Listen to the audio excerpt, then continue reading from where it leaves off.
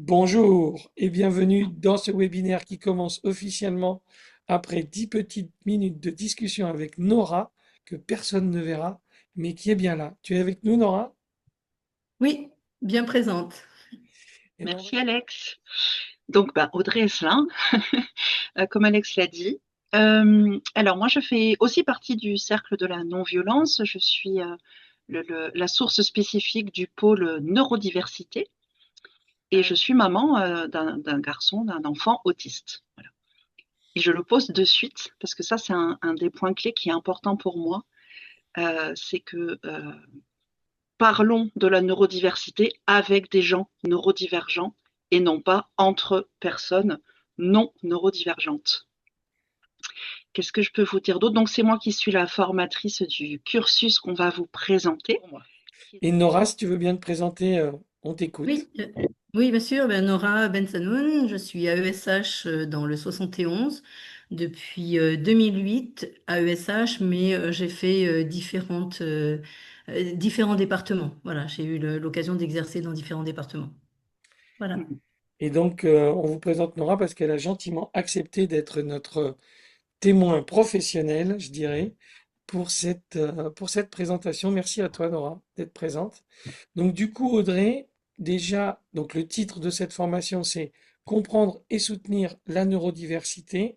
Elle est composée de 10 sessions de formation avec un petit programme qu'on vous invite à aller voir sur le site. L'adresse est en commentaire en dessous. Et pour commencer, Audrey, peux-tu nous parler de l'intention? Qu'est-ce qui t'est passé par la tête pour que tu aies envie de proposer cette formation? Mm. Merci Alex. Déjà, ma première intention qui ressemble un peu à une vocation, je crois aussi aujourd'hui, c'est vraiment de comment soutenir en fait, comment accompagner et soutenir la neurodiversité dans une société, en France en tout cas, où il y a beaucoup de séparation qui est mise en place et où on considère encore la neurodiversité comme une déficience, comme un dysfonctionnement.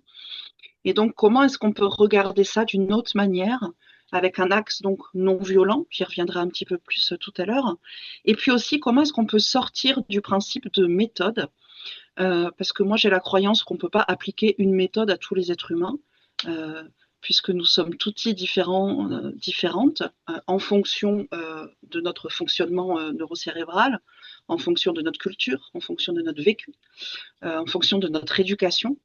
Donc ça me paraît compliqué d'adapter une méthode à un certain type. Et c'est un petit peu ce qui se passe actuellement dans notre société.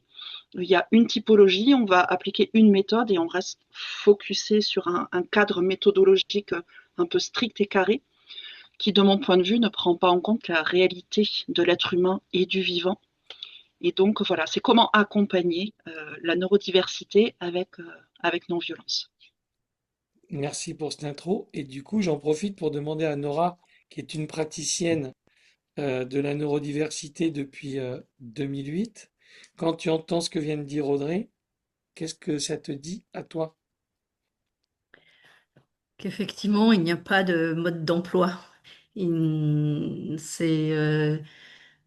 faut adapter en permanence et l'observation, la patience, tout un tas de critères feront qu'on fera un bon accompagnement. Ok. Ok. Quand on discutait tout à l'heure, tu disais, je reprends tes mots, dis-moi si je dis une bêtise, hein. Tu disais, la pratique, ouais, c'est ça, c'est de l'observation et de l'adaptation continue. Exactement. Notre métier, l'accompagnement, c'est ça, c'est observer pour pouvoir adapter à chaque fois. Et puis une chose, une adaptation qui va fonctionner une fois, elle ne fonctionnera peut-être pas la fois d'après. Donc il faut se renouveler en permanence. Merci Nora. Du coup, Audrey, l'intention, on l'a. Donc 10 sessions de 3 heures et demie. Donc en tout, ça fait, si je dis pas de bêtises, 35 heures, Mm. qui vont être au rythme de une session par mois. Euh, Est-ce que tu peux nous parler un peu du déroulé? Est-ce que tu veux que je l'affiche d'ailleurs? Oui, peut-être on peut l'afficher comme ça, les gens peuvent. Allez, je vais l'afficher du coup, bouge pas. peuvent suivre et puis je vous en parle évidemment en même temps. Oui, Voilà. oui, donc 10 sessions effectivement. Donc ce parcours va se dérouler sur une année entière. Il n'y aura pas de session sur la pause estivale juillet-août. Euh, et donc là, voilà, il y a le détail des sessions. Et en même temps, j'ai envie de poser que vu que ça va être un parcours vivant qui va être adapté aux personnes présentes et aux sujets importants du moment, tout peut bouger dans la réalité puisque c'est modulable et adaptable aux besoins des participants et des participantes.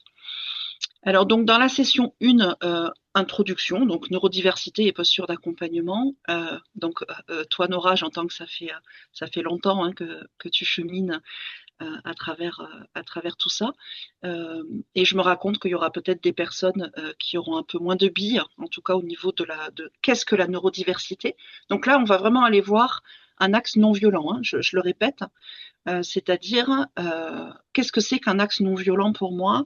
C'est un axe qui ne sépare pas et qui, alors aujourd'hui dans la société, on est obligé de parler d'inclusion, mais pour moi, à partir du moment où on parle d'inclusion, c'est quelque part qu'il y a une forme de violence, puisque la non-violence serait qu'il n'y a plus besoin d'inclusion. Voilà.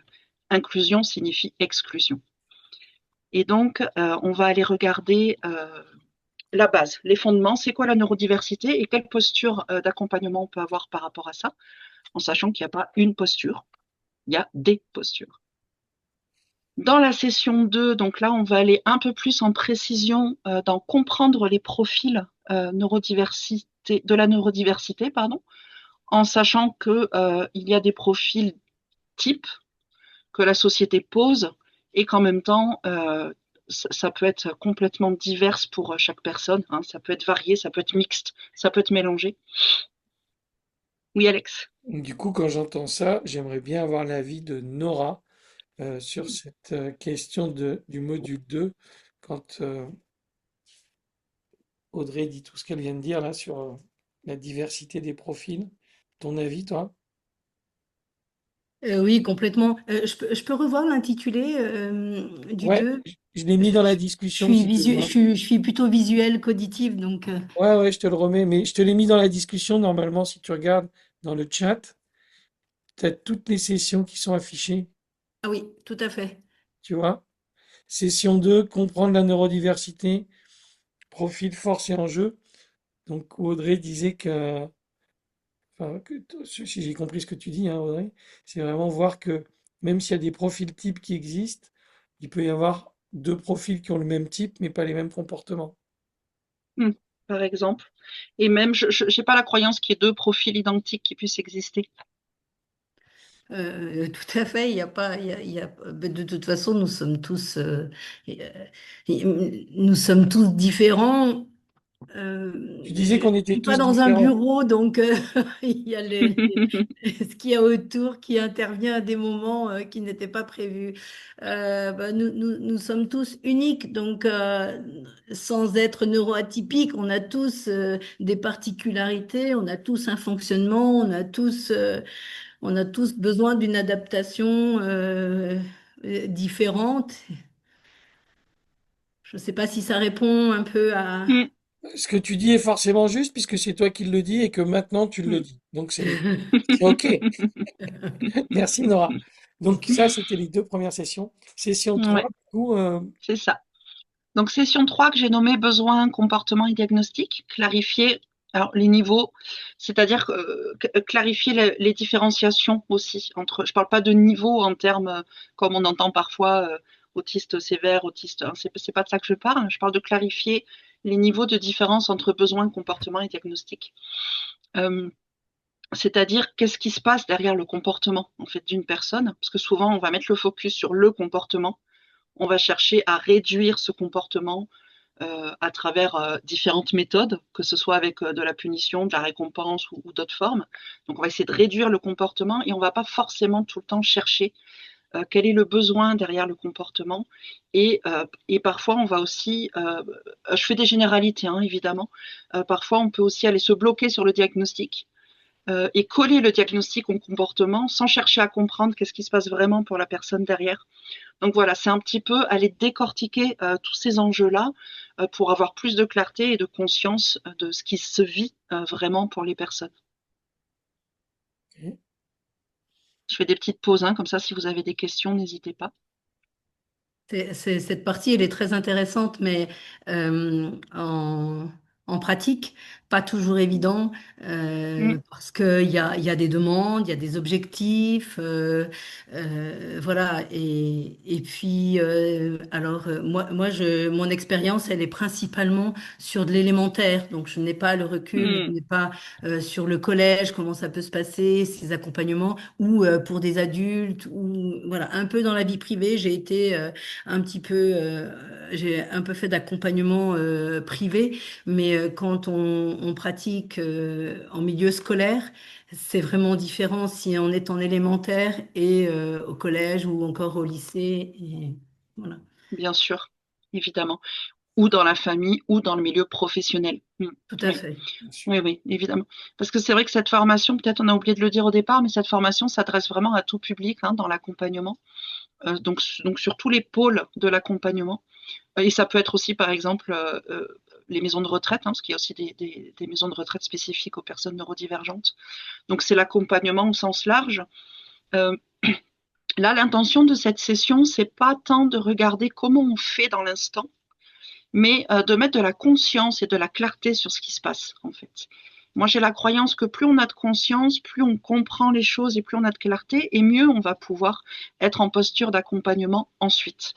Voilà, mais sur cette session-là, on n'est pas dans le direct de comment on fait. Voilà. D'accord. Merci. Alors, la session 4, ben là, on va aller voir les bases de la communication non violente. Alors, je précise quand même que les bases de la communication non violente prennent 6 jours. Et que là, on aura 3h30. Donc, c'est une mini introduction, encore une fois, dans l'intention de mettre de la conscience de la conscience, pardon, sur les émotions, les besoins, comment ça fonctionne, à quoi ça sert et quel est l'impact en fait au quotidien pour avoir encore une fois plus de compréhension de ce qui peut se passer chez les personnes, que ce soit des personnes d'ailleurs neurotypiques ou neuroatypiques, peu importe, et chez soi aussi. Parce que pour moi, dans la posture d'accompagnement, il y a un axe qui est hyper précieux, c'est comment je prends soin de moi. Euh, Parce que ce sont des métiers extrêmement énergivores, extrêmement difficiles. Et si je prends pas soin de moi, je vois pas comment je peux prendre soin de l'autre, en fait. Vous voyez, il y a cet axe de ce mouvement de je prends soin de moi, je prends soin de l'autre, un équilibre entre les deux. La communication non violente donne pas mal de billes par rapport à ça. Oui, d'où l'importance de se noter aussi quelquefois, avoir un petit agenda ou un petit cahier et noter chaque jour ce que l'on a fait pour soi. C'est Par exemple, ça peut. C'est une manière, Pratique, tout à fait. voilà une pratique très intéressante. Le pour ne petit, pas s'oublier. pour ne Mm, pas s'oublier et puis pour voir, parce oui. que je pense que, en tout cas, je parle pour moi, je vois dans mes pratiques professionnelles et personnelles, je me suis mis à écrire cet été. C'est très récent. Idem. Et du coup, j'observe et je vois que ben, la mémoire, la relecture me montre à quel point ma mémoire est sélective et à quel point je peux complètement oublier un certain nombre de choses. Donc, très important pour ce petit tips. Mm, mm. J'adhère complètement. Oui, d'ailleurs, dans les accompagnements qui m'arrivent, que j'ai eus, dans certains accompagnements, je donne on propose, je dis on parce qu'on est une équipe, on propose un petit cahier aux élèves qui ont besoin de décharger, ou alors s'il faut différer la parole et que c'est difficile, bah, ce petit cahier va leur permettre de noter, puis ça fait une décharge. Vous voyez, il y a plein de petites Mm, choses comme mm, ça, ou de dessiner, permettre de se sentir un peu mieux et de décharger. mm. Super. Chouette. Merci Nora. Bon, avec plaisir. Alors, la session 5, donc là, on est sur pratiquer une posture empathique et non jugeante. Donc, ça fait toujours le lien avec la communication non violente, hein, c'est quelque part une suite. Comment, comment je peux faire de mon mieux pour rester dans cette posture, en fait, d'accompagnement empathique euh, en fonction des situations, c'est plus ou moins facile. En fonction de comment j'arrive le matin, c'est plus ou moins facile. Et puis de ce qui se passe dans la journée, ça va fluctuer, voilà. Donc comment on peut faire en fait de notre mieux, hein, évidemment, parce qu'on ne peut pas toujours y être non plus, mais comment on peut faire de notre mieux en fonction du contexte et des situations pour y être le plus possible, sans se faire du mal, évidemment, sans que ce soit forcé non plus, parce que je vois ça aussi souvent. Voilà.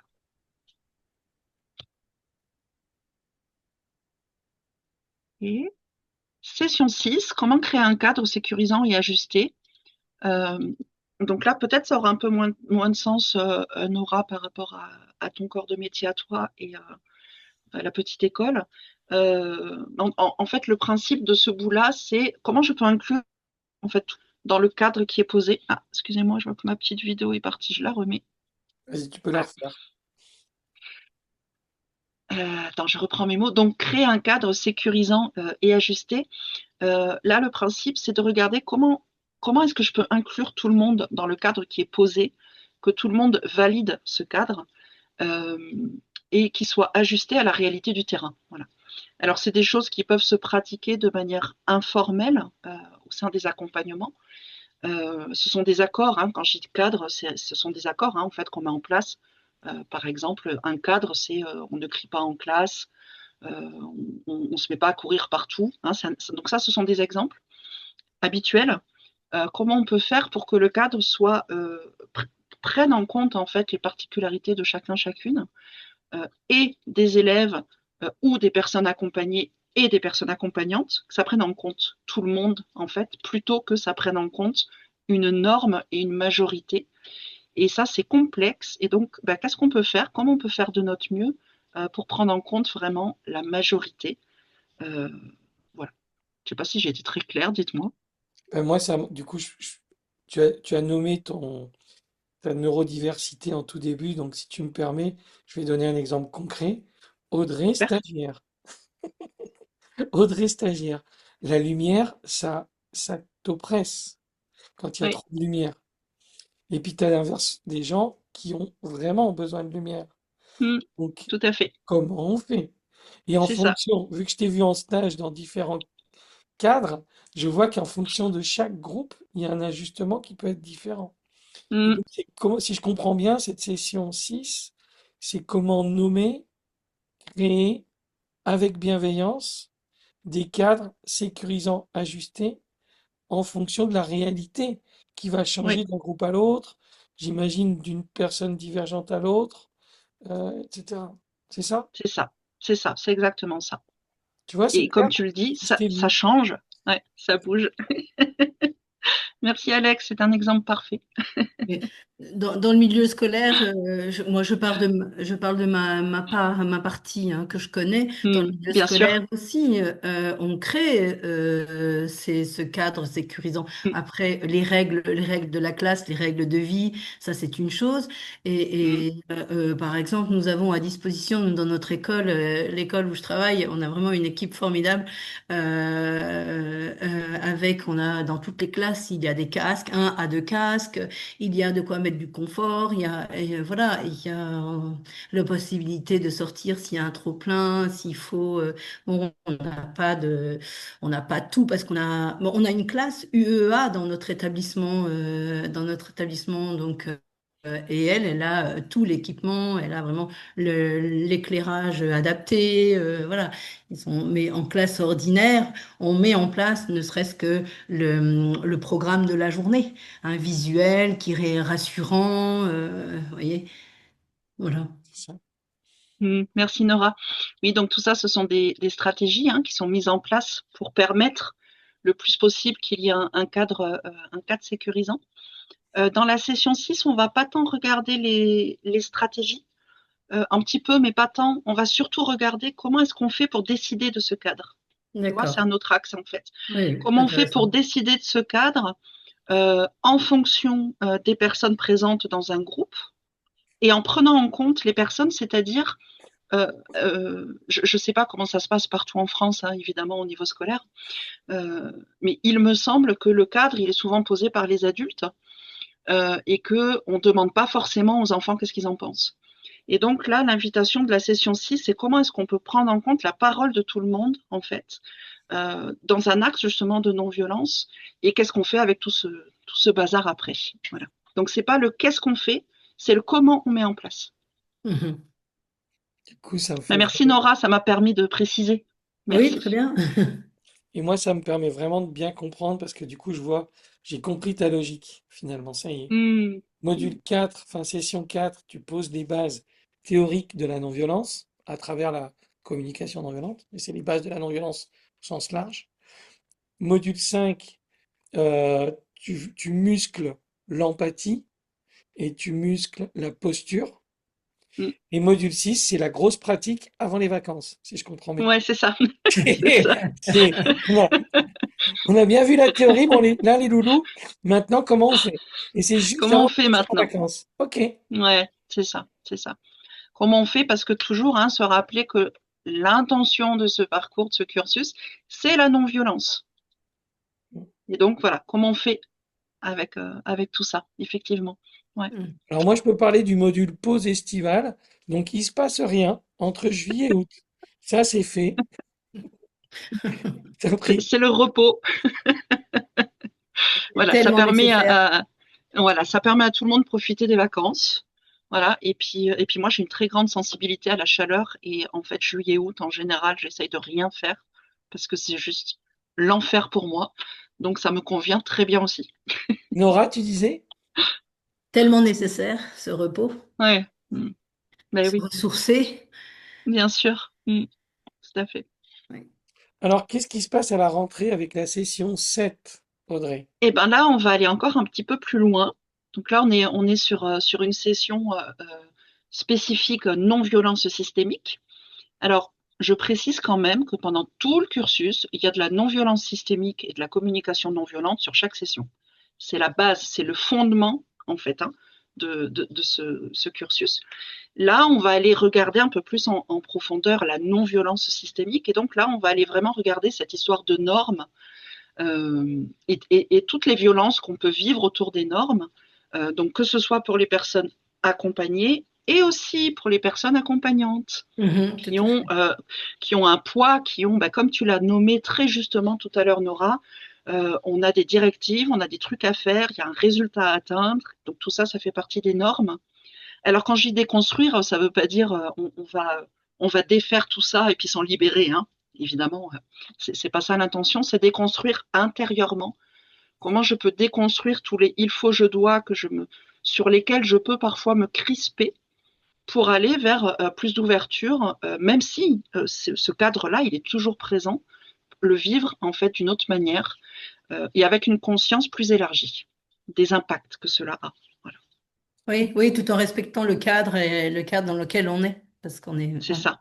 Mm. Le cadre, on ne va pas pouvoir le changer. Par contre, on peut changer comment je le vis et comment je le fais vivre aux autres. Oui, tout à fait. Oui, Mm. intéressant ça. C'est ça. Mm. Mm.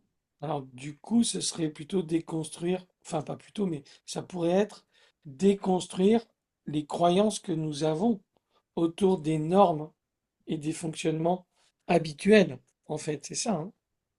Ça peut être nommé comme ça. Et en fait, je l'ai marqué déconstruire les normes dans le sens intérieur, mes normes intérieures, tu vois? Mm. Voilà. Mm. Mm. Mais en fait, j'aime bien justement que ce soit pas, peut-être que ça peut être un peu confusant, parce que ça permet déjà la réflexion, Oui. tu vois? Voilà. Donc j'aime bien laisser un peu ouvert aussi dans l'intitulé. Voilà.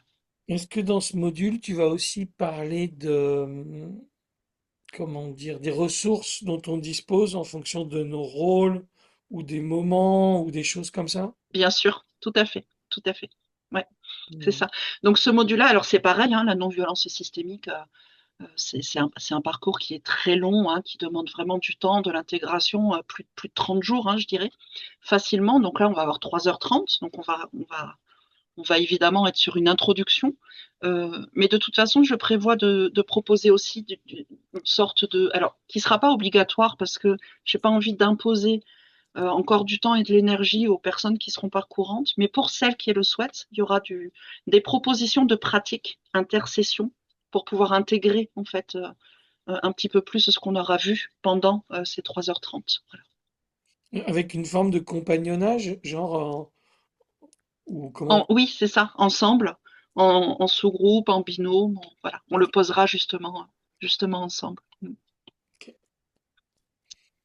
Voilà. Possibilité Alors, de suivre, ah, pardon, non, non, possibilité vas-y. de suivre un module et pas un autre, par exemple. On n'est pas obligé de suivre où il faut. Alors, par rapport au parcours au cursus, l'inscription, elle est globale. D'accord, On n'a pas de proposition où une personne peut faire le 1 et le 3 à la et carte. uniquement ça à la carte. Voilà. Donc, c'est un cursus complet. Voilà. Après, s'il y a une personne participante qui est malade, tu vois, ou qui est indisponible sur une des sessions, pour moi, c'est pas un frein à l'inscription de la personne, mais c'est pas une proposition à la carte. Pas sur ce D'accord, module-là, pas sur ce modèle-là, pardon. Voilà. d'accord, merci.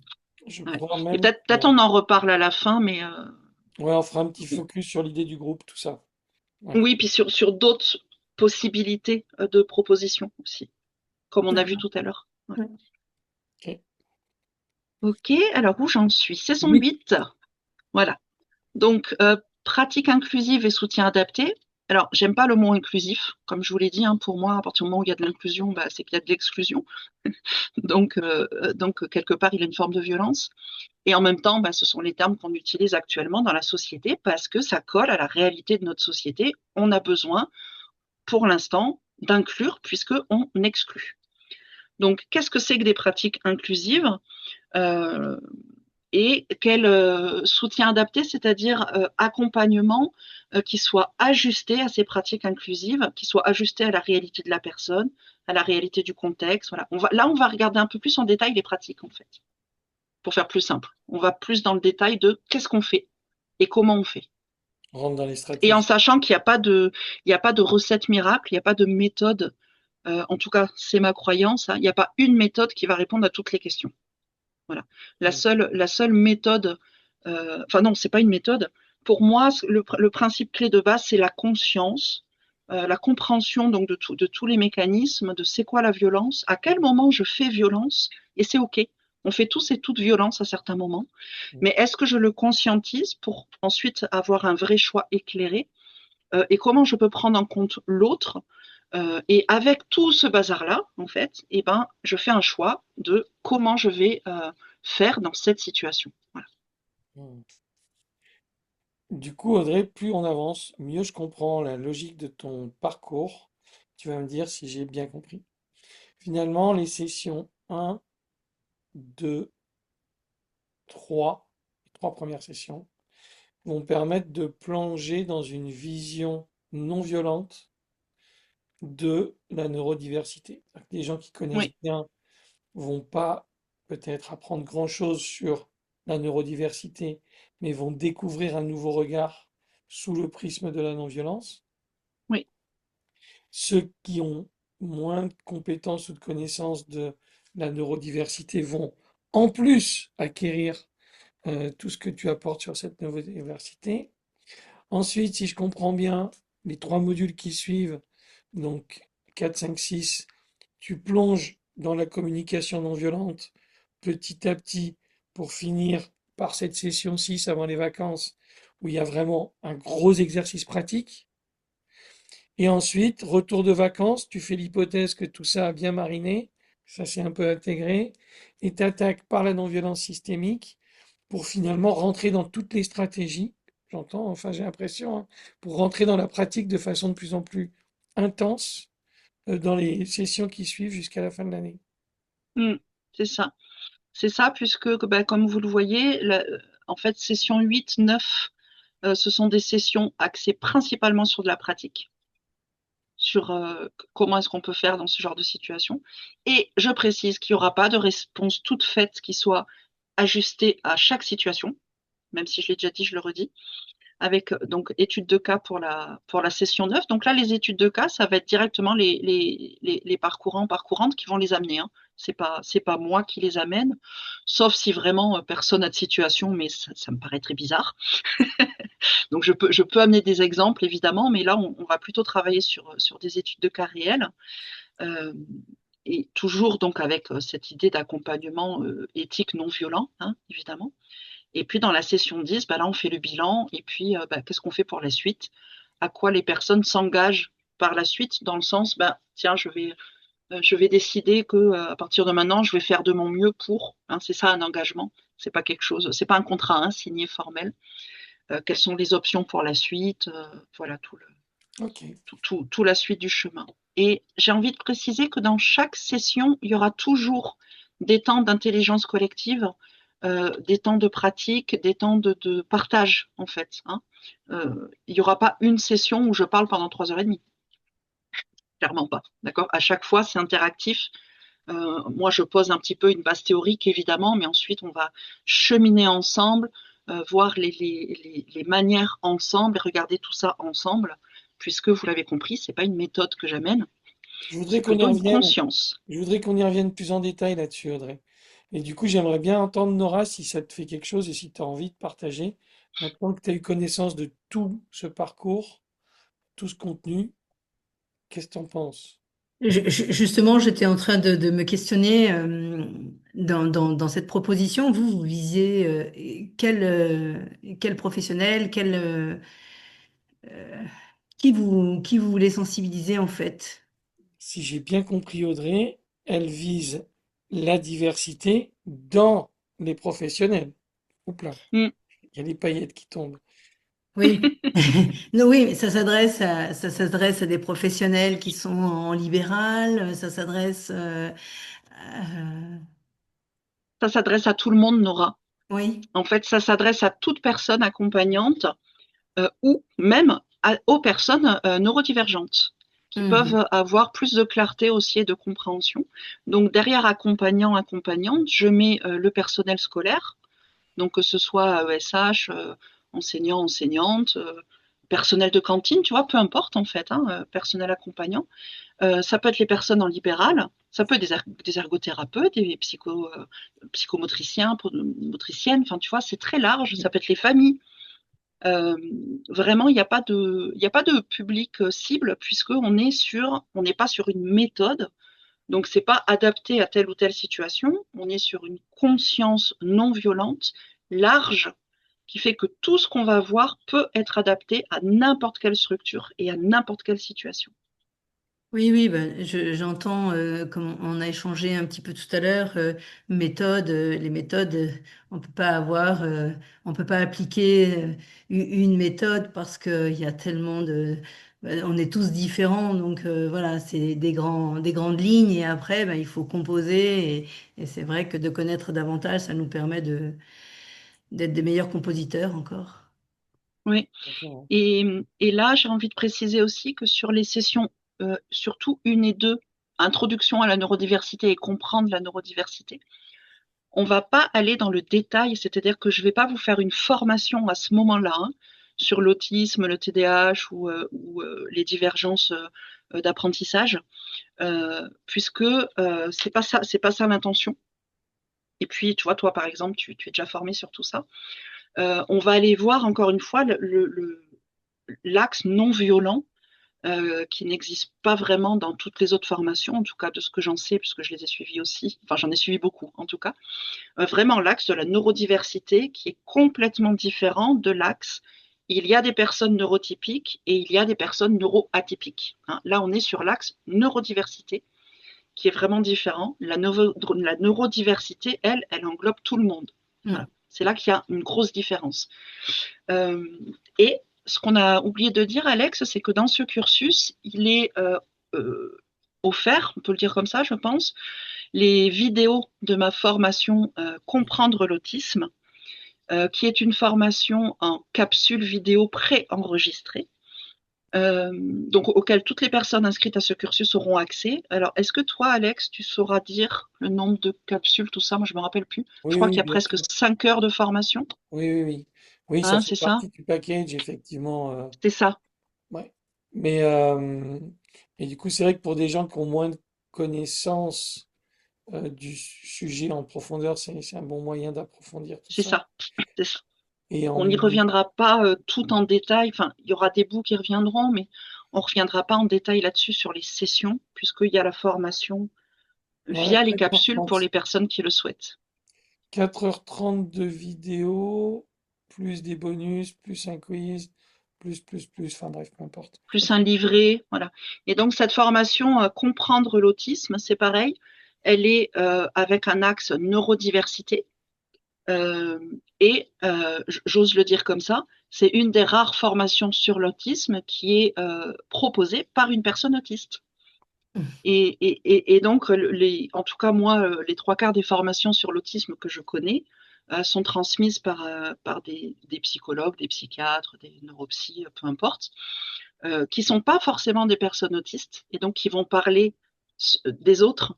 Voilà, j'aime bien pouvoir proposer un axe où je parle de quelque chose que je connais intérieurement, que je vis intérieurement et que je peux partager du coup avec plus de précision peut-être aux autres. Voilà. Alors Audrey, je me permets de prendre la parole pour aborder dans les 12 minutes max qui nous restent deux points. Euh, J'aimerais que tu nous parles justement clairement de ce que tu imagines en termes de déroulé pour ces modules de 3h30, puisque tu nous as parlé d'intelligence collective. Est-ce qu'il y a un rythme? Est-ce qu'il y a un déroulé type dont tu pourrais nous parler? Alors, il n'y a pas un déroulé type figé, c'est-à-dire que ça va bouger en fonction des sessions. Il y aura des sessions où j'aurai un peu plus d'apports théoriques à amener, comme par exemple celle sur la communication non violente, surtout si personne n'est formé à la communication non violente, et d'autres qui vont être que sur de la pratique, donc ça va bouger un peu en fonction des modules. Mais en tout cas, on va dire qu'il y a une moyenne à peu près, il y a toujours un temps d'accueil du groupe, voilà. Il y a un temps de théorie, d'apport, en fait, euh, au minimum un à deux exercices pratiques par session, des retours, des échanges, du partage. Voilà, je prévois de faire tout ça au minimum dans chaque module. Et ensuite, tout ça aura des temps sur chaque pôle différents en Ouais, fonction du module, en fait. Voilà. voilà. Je pense que c'est important que tu dises qu'il y ait ce mix Mm, entre des informations qui descendent, des temps mm, d'interaction, peut-être des mm. temps en binôme, peut-être des Oui, temps en sous-groupe, peut-être des temps en grand groupe avec interaction. Ok, c'est ça, tout à fait.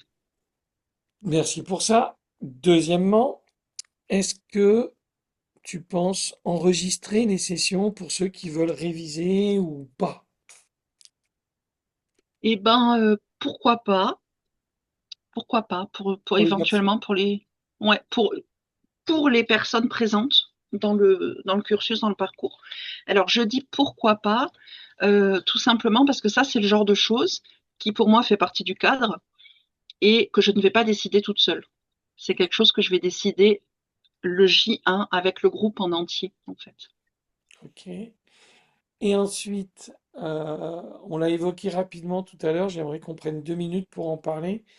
L'intention comme ça de créer un groupe qui va progresser ensemble, qui a de la diversité, etc. Est-ce que tu peux nous dire un petit peu déjà pourquoi tu as envie de faire ça et qu'est-ce que tu proposes à ce groupe entre les sessions?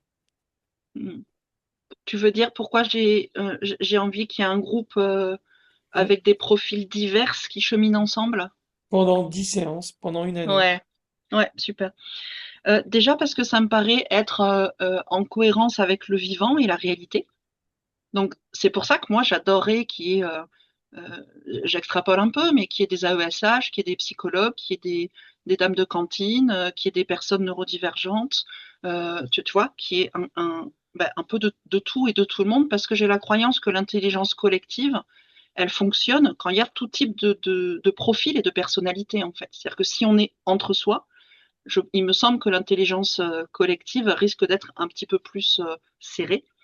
Donc, ça me paraît déjà plus au service du groupe et aussi plus raccord avec la réalité du terrain. Et puis, par rapport à la longueur, pourquoi 10 séances, pourquoi cheminer? Bah, tout simplement parce qu'il me semble que ce sont cette conscience, mon intention, encore une fois, alors quand je dis conscience, hein, je ne parle pas de conscience élevée, spirituelle, hein, évidemment, je ne me sens pas supérieure aux autres.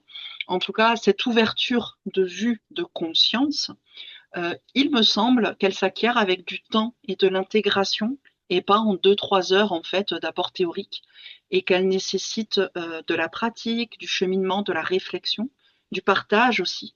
Et donc voilà pourquoi de la longueur. Et puis, effectivement, je prévois de proposer, encore une fois, c'est une proposition, parce que je mesure qu'on a tous et toutes des agendas plus ou moins chargés, une proposition de suivi. Donc, je proposerai comment on appelle ça, un lien social avec un outil qu'on décidera ensemble avec le groupe, à travers lequel on peut rester en connexion et en communication entre les sessions pendant toute la durée du parcours. Et puis aussi des propositions de pratique, comme je disais, intersession, soit individuelles, soit en groupe, en fonction des envies en fait et des possibilités de chacun, chacune. Voilà. Est-ce que ça répond, Alex? Nickel, j'ai compris. Hein. Donc, il y aura Super. un canal qui reste à définir avec le groupe, qui pourrait être WhatsApp, qui pourrait être, je sais pas quoi, À définir Messenger, ensemble. peu Ouais, importe, ouais, qui ouais. permet aux gens de rester en lien, de se poser des questions, etc., Mm, etc., de se soutenir peut-être. Et puis des propositions pour travailler entre les mm, sessions. Ok, ouais, c'est ça. génial. Ouais, il y a un petit truc qui me vient aussi que j'ai envie de rajouter, c'est que moi j'imagine aussi, en tout cas c'est mon rêve, mais après j'ai pas d'attente hein, sur ce rêve-là, mais j'imagine aussi que le groupe qui va justement rester en lien de la session 1 à la dernière session, et puis j'espère par la suite aussi, cette proposition de lien social, c'est aussi pour moi une proposition de soutien en fait. Euh, C'est-à-dire qu'on a parlé de certaines choses pendant les sessions. Vous vivez des choses complètement différentes dans la pratique et dans la réalité. Et donc, ça peut être aussi un groupe de ah ben attendez les copains là il m'arrive ça. Qu'est-ce que vous en pensez? Qu'est-ce que vous voyez? Qu'est-ce que vous voyez ça, voilà. Donc c'est aussi une manière de rester en lien et de continuer à se soutenir les uns les autres. Mm, super. Le Voilà, partage, hein, il n'y a rien de tel, j'ai hein, le dit. partage. Mm. Oui. Tout en distanciel? Oui, merci Nora, hyper important. Oui, c'est tout en distanciel, tout via Zoom.